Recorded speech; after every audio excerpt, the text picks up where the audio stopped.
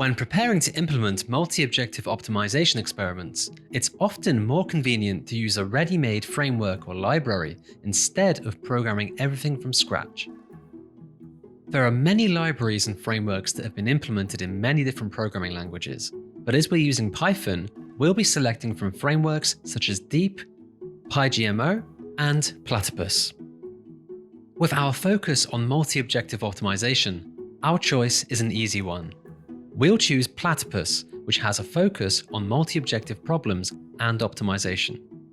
Platypus describes itself as a framework for evolutionary computing in Python, with a focus on multi-objective evolutionary algorithms.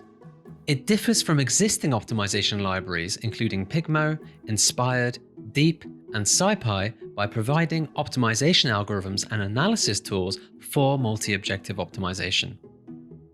Speaking of evolutionary algorithms, you can support this work by getting the book on practical evolutionary algorithms. It's a practical ebook that takes you from the concepts to how they're implemented using Python. You'll get all the Jupyter notebooks, unlimited updates, and of course, these supplementary video tutorials. Check out the link in the description. You will also find a link to my Twitter and the Discord channel where you can make requests and get support. As a first look into Platypus, let's repeat the process covered in our earlier section on synthetic objective functions and ZDT1, where we randomly initialize a solution and then evaluate it using ZDT1.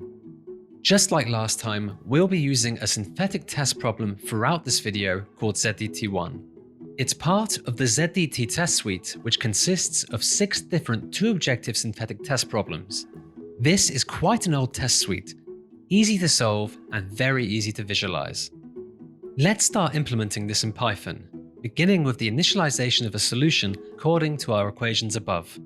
In this case, we'll have 30 problem variables where d equals 30.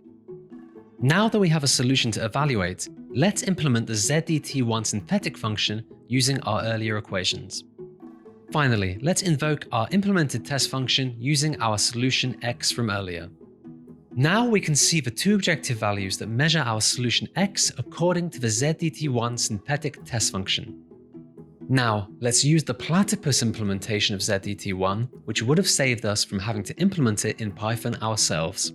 We've already imported Platypus above, so all we need to do to get an instance of ZDT1 is use the object constructor.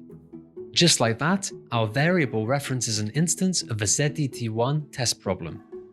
Now we need to create a solution in a structure that is defined by Platypus.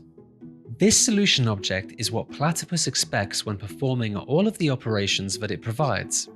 By using the solution constructor and passing in our earlier instantiated problem, the solution is initialized with the correct number of variables and objectives. This can be confirmed by interrogating the variables and the objectives. To allow a comparison between the objective values for this approach and our previous one, we'll use the same decision variables that we generated previously.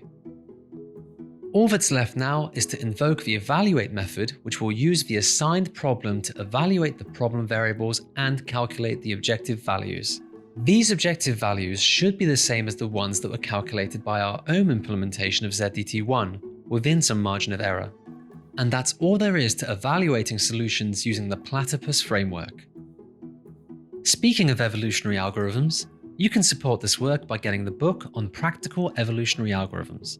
It's a practical ebook that takes you from the concepts to how they're implemented using Python.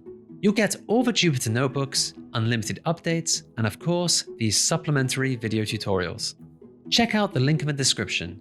You will also find a link to my Twitter and the Discord channel where you can make requests and get support.